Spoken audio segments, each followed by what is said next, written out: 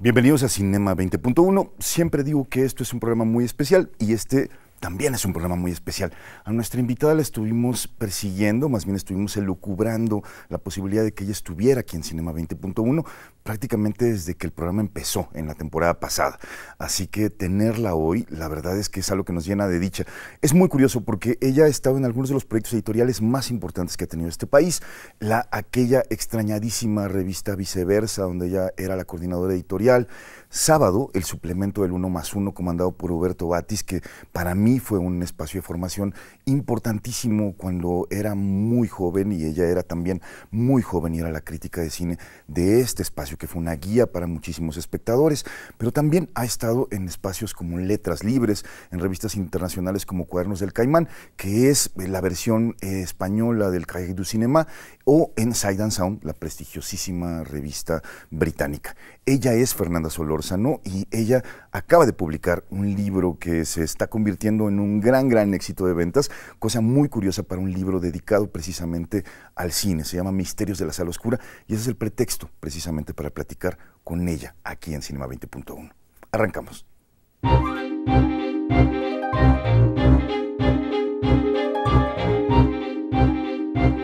Fernanda, ¿el término crítico te gusta? Es decir, si uno piensa en un crítico, piensas inmediatamente como en una palabra peyorativa, como en alguien que critica, alguien que hace mal.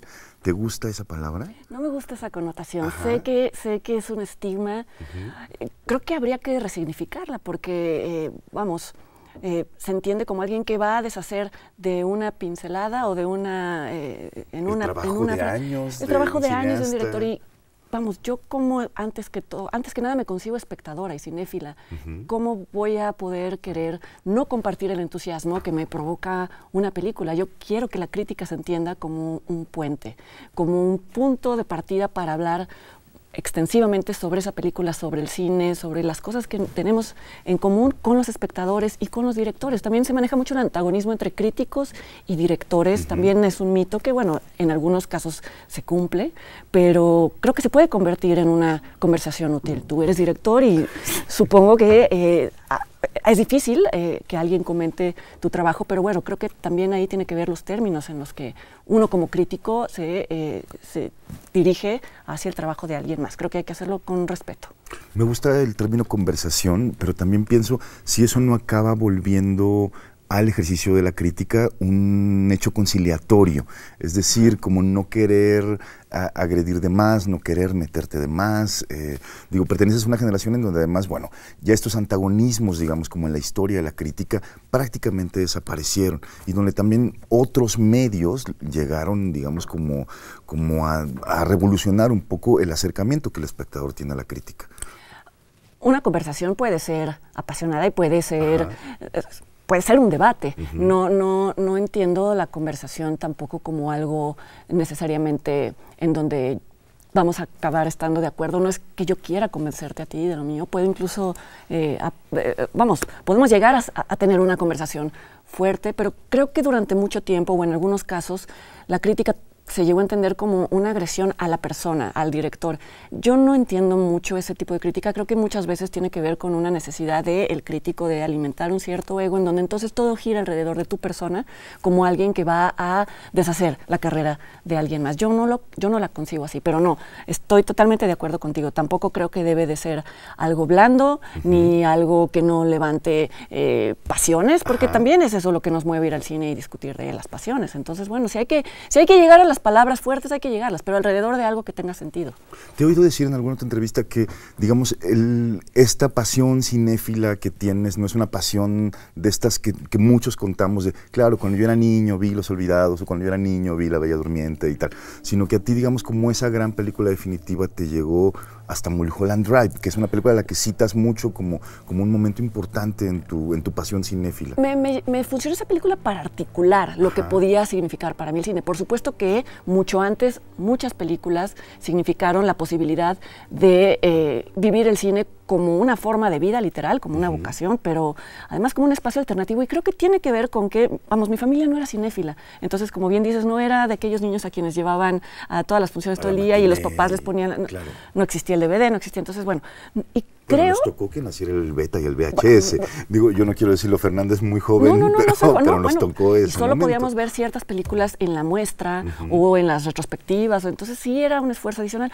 Creo que justamente eso, el hecho de que mis papás no necesariamente eran cinéfilos, me empujó, pues es una especie también de rebeldía. Claro. No manifiesta, no es que yo les dijera, entonces yo voy a hacer lo que ustedes no hacían, pero mi familia era muy apacible, no se hablaba mucho de las cosas que podían ser conflictivas y yo sentía que me faltaba eso. Yo quería encontrar esas conversaciones en otras personas, aunque fueran ficticias, aunque fueran los personajes. Fuera tal vez una pantalla. Porque es entonces cuando sientes que perteneces al mundo. Puede llegar a ser un poco delirante o esquizofrénico estar en una sobremesa en donde no... Digo, parece que estoy hablando mal de mi familia, no es así, pero sí me faltaba como esa disección de la vida que la encontré en las películas. Ahí esa fue... Me acogió la familia de los personajes ficticios como familia conflictiva y lo agradezco porque pues si no, ¿cómo nos conciliamos como personas conflictivas? Que lo somos. Fernanda, a partir como del ejercicio, digamos, como de la crítica escrita, que es además algo que sigues haciendo, me parece que algo que te ha distinguido en los últimos años es la posibilidad de hacer un videoblog, o bueno, ya no sé cómo se llama, una videocrítica, digo, en cine aparte, ¿no? Digo, que es además una de las videocríticas más visitadas en nuestro país. Te has vuelto como referencial para gente que además de leerte quiere verte, cosa que es como muy inusitada. Digo, si bien hay mucha gente, hay muchos influencers, hay mucha gente que hoy utiliza herramientas como el YouTube, plataformas como YouTube para poder decir cualquier cosa, tú eres una crítica que lo hace a través del video. ¿Te sientes? ¿Cómo llegaste a eso? Te voy a confesar que yo soy la primera que me siento sorprendida por eso, que no sé bien todavía no lo asimilo, porque no lo concebí como un espacio de YouTube, porque las críticas aparecen cada semana en el blog de Letras Libres, y después, como están grabadas en la plataforma de YouTube, pasan a YouTube, y entonces pareciera que son para YouTube, pero bueno, lo que te quiero decir es que no entré por ese lado, pero... Como bien dices... O sea, no quería ser una youtuber. No, eso, de entrada yo no sabía ni siquiera que había otras personas que hacían lo mismo. Las cápsulas que hago duran 9 minutos, 8, 9, y al principio me decían Letras Libres, es que no, porque los estudios de no sé qué dicen que las personas solo ven cápsulas de 3 minutos, entonces tienen que ser de 3 minutos. Yo decía, no puedo. Lo dejamos de hacer porque no puedo. Entonces, sí, lo que te quiero decir es que fue un experimento que empecé y que... Todavía me cuesta mucho trabajo hacerlo, me siento muy insegura haciéndolo, muy incómoda haciéndolo, porque bueno, cuando escribes tú quieres creer que controlas, por lo menos la palabra que usaste, el adjetivo que usaste, el punto, y sobre cuando hablas, a pesar de que intento hacer un guión, no es lo mismo, no es un lenguaje con el que yo crecí, pero me di cuenta en algún momento de que también había que entrarle a otros lenguajes y que si me ponía en un papel neoludita de decir odio internet y odio que ya todo el mundo suba videos, pues también era dejar que mi vocación y la conversación que quería tener se muriera, porque pues para bien o para mal, ahora ya estamos en esa otra etapa. ¿Pero te sientes más cercano a tu lector o a tu espectador a través de eso que a través de lo escrito? He aprendido. Al principio, ni loca me hacías leer un comentario. Y poco a poco me di cuenta de que se formó ahí una comunidad en YouTube de cinéfilos muy interesante. Creo que en Internet eso es algo... casi inaudito, o sea, que la conversación sea, que no sea exactamente. Y entonces sí, he encontrado, y con los textos pasa otra cosa, que bueno, ahora también hay otro nivel de escritura en donde lo que escribes también circula por redes, y eso también te permite tener interlocución, pero durante una buena parte de mi carrera, pues era simplemente publicar y no sabías quién lo leía, a menos de tus personas cercanas te lo comentaran, y eso a la vez era reconfortante. Esto es mucho más retador. Sí, siempre se me hace un poco un nudo en la panza de ver cuál va a ser la reacción, pero pues también pues es parte de hacerlo, ¿no? No simplemente decir, pues a ver, yo tuve la última palabra y los demás se amuelan, ¿no? Creo que esto es mucho más, pues es una revolución en muchos sentidos. Pero sientes que también estas plataformas están rompiendo un poco el paradigma de para qué sirve la crítica, o cuál es el propósito de la crítica, cuál es el propósito de analizar una película, digo, que lo están rompiendo justamente estos nuevos medios. Mira, cuando se trata de algo audiovisual, sí me pongo un poco recelosa del tema, porque a veces son cápsulas muy pequeñas. Casi no he visto otras personas que lo hagan, pero creo que ahí es en donde se está, no sé si banalizando, no quiero sonar pedante, pero se está exigiendo mucho pero ¿te gustó o no te gustó? Una película es buena. La inmediatez, la necesidad del juicio, que también sucede con Twitter, que incluso en Cannes creo que ya se volvió un problema, que los críticos salían de las funciones y una película acababa no distribuyéndose por esa reacción. Creo que las plataformas en versión audiovisual sí corren el peligro de volverse estas tiranas de esto está bueno y esto está no, sin necesariamente llegar a argumentar algo. Ahora, por otro lado, pues que Internet permita que se den a conocer nuevas voces de la crítica. Es algo complicado, no voy a negar que a veces, pues sí, a quienes escribíamos nos sentíamos legitimados por el medio, porque lo hacíamos, y aquí sentimos que no tenemos... Sí, yo puedo ver una película y poner en Facebook, odié La forma del agua, exacto, ¿no? exacto. Y me parece horrible por tal, y entonces comienza como a establecerse una polémica ahí, y qué bases tengo yo para opinar, mientras que hay, bueno, voces autorizadas, digamos, que podrían hacerlo, y hoy todos podemos hacerlo, o todos podríamos, todos lo hacemos en realidad, ¿no? Digo, todos queremos generar como... Yo creo que eso va a crear a la larga, no sé qué opinas, nuevas responsabilidades, tanto por parte de quien ofrece los contenidos como de quien los consulta. Creo que también nosotros como usuarios de Internet debemos de buscar cierto rigor.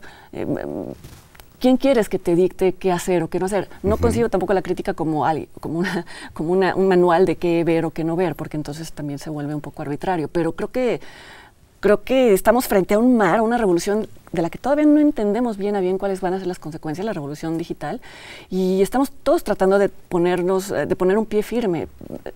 Sí, a veces me pongo nerviosa de sentir qué significa ahora hacer crítica, tiene relevancia mientras que hay 20 o 30 más personas, o mucho más, ¿no? Que lo hacen. Pero bueno, pues es una más de las batallas que toca pelear. Este momento de falta de certezas es algo de lo que seguiremos platicando aquí con Fernanda Solórzano en Cinema 20.1. Regresamos en un momento. Seguimos aquí en Cinema 20.1 platicando con Fernanda Solórzano. La conversación fuera del aire estuvo muy buena. Qué mal que no la podemos hacer. Ese era el programa, ¿no? Exacto. A lo mejor intento sacarlo por ahí en un momento. Pero bueno, me encantaría concentrarnos justamente en esta aventura que es Misterios de la Sala Oscura. Un libro que además te llevó muchísimos años hacer. Muchísimos años. Pero que me encantaría que nos contaras un poco de qué va, de qué se trata Misterios de la Sala Oscura. Tiene que ver con que yo no concibo el cine como algo que sucede en un vacío o como algo que no tiene que ver con nosotros. Entiendo que hay un tipo de crítica, y yo también la he ejercido, que es totalmente formalista y autorreferente, en donde no se aceptan tantas referencias sociológicas o antropológicas o culturales. Lo entiendo y es válida, pero... Para mí el cine significa, como te decía hace rato, un espacio en donde alojarse. Entonces ese ha sido mi acercamiento a las películas desde siempre. Y en tanto lo hago en cada película, en algún momento me planteé hacerlo con un grupo de películas. Y por lo tanto el criterio ya no podía ser aquellas en las que a mí me gustaba perderme y encontrarme, por así decirlo, sino aquellas en las que palpablemente habían dejado ya una huella, no en una, sino en dos generaciones de películas de 30 o 40 años que me llamaba la atención, que seguían siendo referencia en conversaciones, a veces por personas que ni siquiera las habían visto, que eso ya es muy curioso. Es como si los personajes ya habitan una realidad que es la nuestra y ya son paradigma de comportamientos, de vicios, de virtudes, y existen en el mundo real. Y esa traspolación me interesaba averiguar cómo se había dado. Evidentemente, si existía ese fenómeno, no era simplemente porque la película había sido un éxito de publicidad o porque le había gustado a un grupo de críticos, sino porque se habían dado muchísimas otras... se había dado una constelación de factores para que eso sucediera. Y la pregunta entonces que guiaba cada ensayo, se trata de 8 ensayos que alrededor de 8 películas, no son ensayos sobre las películas, sino sobre aquello que hasta el día de hoy representan en el imaginario popular. Y la pregunta que guiaba cada ensayo era ¿por qué? ¿Qué había detrás de cada una de ellas que no se ha tal vez explorado? Porque son películas de las que además se ha escrito mucho, que eso era un reto, porque pues ¿qué más puedes a veces aportar? Sí, películas de las que se ha dicho tanto, y pensaba, si vamos haciendo un poco como una lista de estas películas, van precisamente desde Naranja Mecánica, El Padrino, El Último Tango en París, hasta Forrest Gump, Matrix, o sea, en fin, como una serie de películas canónicas realmente, ¿no? Me llama mucho la atención, por ejemplo, que la mayoría son películas de los años 70, porque bueno, fue una revolución en ese momento el cine, creo que fue el cine que cambió muchísimas reglas, y bueno, porque también fue el cine que yo nací en los 70, no es necesariamente que las haya visto todas en esa década, pero que siento que inconscientemente también se fueron filtrando en lo que después sería mi gusto por el cine. Sin embargo, sí, justo estas películas de las que se ha hecho tanto, ¿cómo encontrar algo que no se ha dicho de ellas? O sea, ¿cómo encontrar una nueva lectura? Porque además, lo que llama mucho la atención del libro, y eso me parece fantástico, es que hay un ejercicio no solo de crítica, en realidad, quizás la crítica es lo que queda más de lado en la escritura del libro, sino hay un ejercicio en torno a la historia, en torno a la política, en torno al fenómeno social, que significa no solamente el estreno de la película, sino alrededor de la construcción, y cómo esos fenómenos se vuelven vigentes, que era un poco lo que platicábamos antes de entrar aquí, ¿no? Cómo hay una determinada vigencia en temas que continúan afectando hasta las últimas semanas. Pensaba en el capítulo último, Tango en París, donde desarrollas como las ideas del feminismo y lo que significa, y cómo esa polémica sigue abierta hace muy poco tiempo por lo que pasó con María Shelley, Bertolucci y tal, Brando y tal, por el movimiento actual. Y con otros ensayos me he dado cuenta que también me han dicho, ¿los escribiste a propósito? Eso no, pero creo que como dices, y ese también era una marca de las películas en sí, eso de alguna manera confirma que son películas que tocan fibras que apenas sucede algo vuelven a ser sensibles. Pienso, por ejemplo, también en El Padrino, que es una película de la cual se ha escrito muchísimo, claro, pero que ahora que nos preguntamos si las películas o las series de narcotraficantes generan narcotráfico o hay que buscar por otro lado, creo que esa película sirve para entender que no, que realmente hay un momento en la historia que se repite varias veces en donde los públicos están desencantados de las instituciones y entonces hay cierta atracción hacia aquellas épicas de personajes fuera de la ley que sin embargo juegan el mismo tipo de juego que los que están dentro de la ley, se vuelven narrativas paralelas y no hay que culpar a las películas y al arte en general. Yo creo que ese es un error del que hay que estar muy pendientes como críticos para en la medida de lo posible decir, esto no es verdad, las películas no generan realidades o comportamientos agresivos, estaban ahí las condiciones, las detonan quizá o parece que las detonan porque es algo que está a flor de piel. Pero pensaba, justo leyendo el libro, si es realmente como el cine, el arte cinematográfico, quien imita al arte, o quien imita la vida, o es la vida quien imita al cine. Hay un juego permanente de espejos entre ambos, ¿no? Así es, y eso fue algo difícil de tratar de expresar en cada ensayo, que es un camino de ida y un camino de vuelta, y también hay mucha especulación, vamos, como todo ensayo son preguntas que uno se hace y que no necesariamente son respuestas definitivas. Hay teorías o hipótesis que trabajo que pues no tienen que ser la última palabra, pero que me pareció interesante. En el caso de Forrest Gump, por ejemplo, que es una película que no es que sea mi película favorita de ninguna manera. Esta es la única que yo no he visto.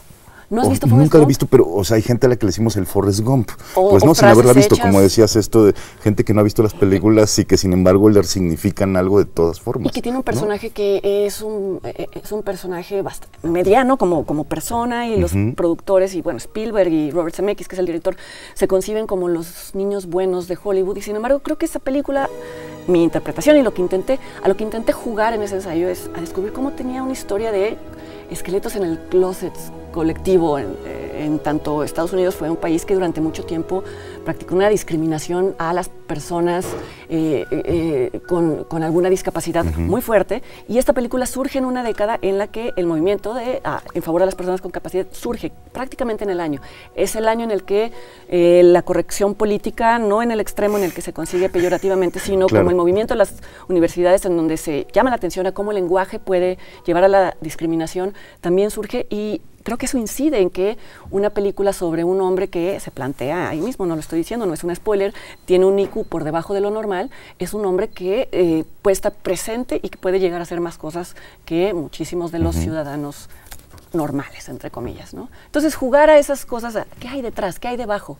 ¿Qué rascó? ¿Qué incomodó? ¿Y por qué triunfó una película, no? Leyéndolo también pensaba, ¿no hay una película mexicana canónica que podía haber sido incluida ahí? Sí, por supuesto. Y ¿lo pensaste? Lo pensé y me han preguntado mucho por qué no películas sobre México. No fue ni por principio, ni porque no, sino porque creo que fue un modelo de distribución muy distinto al del cine mexicano. Habría que considerar si cine mexicano de la época de oro o cine mexicano reciente. Pero, por ejemplo, creo que una película como Nosotros los Pobres, ¿no? Creo que ya se cruzaron las líneas entre la imaginación, lo que nos identifican, los modelos que propone, pelearnos contra esos modelos, lo que generó, que es toda la línea de las telenovelas y el melodrama de la época de oro. Las telenovelas son una continuación de ese melodrama. Claro. Una película como Los Olvidados también, que es casi la respuesta a todo esto. No sé, me pregunto si tal vez las películas de los directores de los 2000, de Amores Perros o algunas de estas películas, tal vez el impacto evidentemente no fue mayor porque estamos hablando de una sociedad más pequeña, pero se podría sin duda hacer un ejercicio alrededor de esas películas, creo. Fernanda, una de las consecuencias naturales, digamos, como de la mayoría de los grandes críticos que ha tenido la historia de este país, significa justamente como la publicación de un libro, ¿no? Digo, muchos de ellos hacen recopilaciones de las notas que han publicado en prensa o algo por el estilo. Tú te aventuraste a un otro camino completamente, sí, ¿no? No, Digo, no. a construir algo que no habías publicado en otro lugar, sin embargo, que estabas desarrollando y que además tampoco está tan cercano al ejercicio crítico cotidiano que hace semanalmente. Tuve la tentación, lo pensé, ¿por qué no hacer eso? Que es más fácil, ¿no? Recopilar, pero pensé que era un poco flojo hacer eso como primer libro, ¿no? Digo, no, porque además tendría que tener cierto sistema o cubrir cierta época como para que para que tuviera algún significado, no simplemente un ejercicio de ego, de aquí está lo que yo escribí, léanlo, ¿no? Sí quise que fuera un proyecto nuevo, que me obligara a pensar las cosas en un tiempo distinto y a un ritmo distinto y con un método distinto al ejercicio cotidiano de la crítica. Exactamente. Podía salir bien, podía salir mal. Además, en los ensayos también me permito hacer juego con el lector, en donde se van, sería presuntuoso decir que imitando el ejercicio de una película en donde distintas tramas se van conectando, pero no quise que fuera de entrada evidente cuál fuera el tema, sino que hubiera un ejercicio de edición, tal y como sucede en una película, que eso pues es muy difícil intentarlo en una nota corta. Pero entonces, digamos, yo quería preguntarte si hay público, digamos, para un libro como este. Lo estamos descubriendo. Exactamente, pues no, o sea, este libro ya va en su primera reedición, o sea, ni siquiera lo has presentado todavía. No. ¿Sabes? Creo que tiene que ver con que a mí, que me dedico a esto, a veces me puede resultar pesado decir, voy a leer un libro sobre cine, porque ¿a qué te estás refiriendo? ¿Un libro académico, un libro teórico?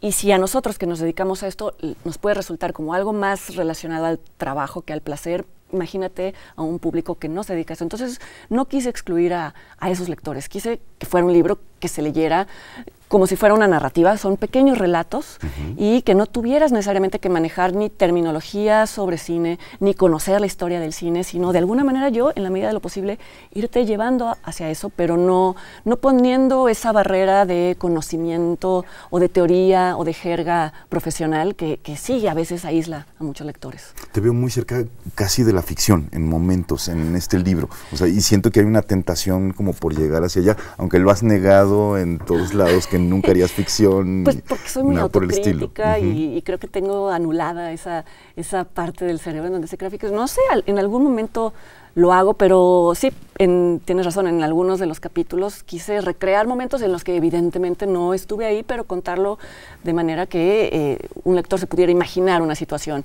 pintar a un personaje, no dejarlo en datos que sí llegan a ser muy, muy fríos y muy abstractos. Bueno, hay que decir que Misterios de la Sala Oscura es un libro que tiene un trabajo de investigación profundísimo en realidad. Y a mí, solo un poco como para cerrar esta conversación, Fernanda, me encantaría saber ¿cuál es el capítulo más complicado? ¿Cuál fue este capítulo que llevó más años de desarrollar y de llegar a él?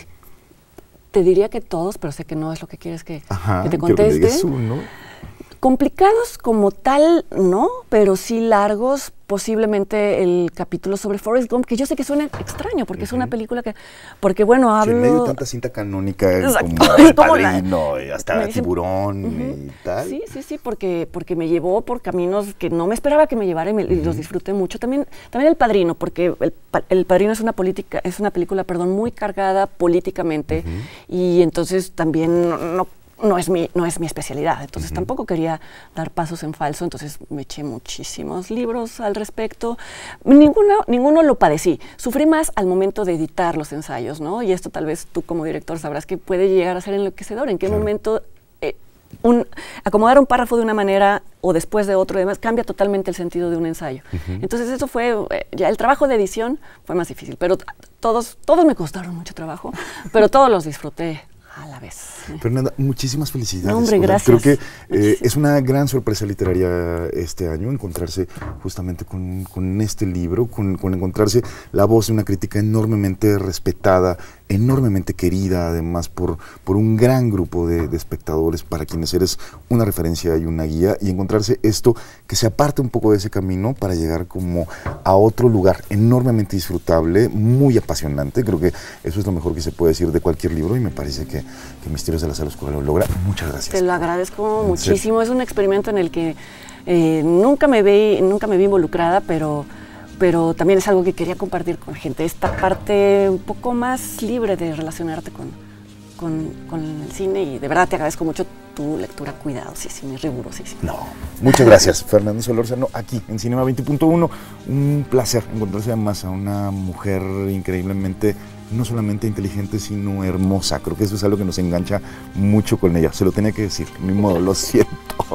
Nos vemos aquí la próxima semana en Cinema 20.1.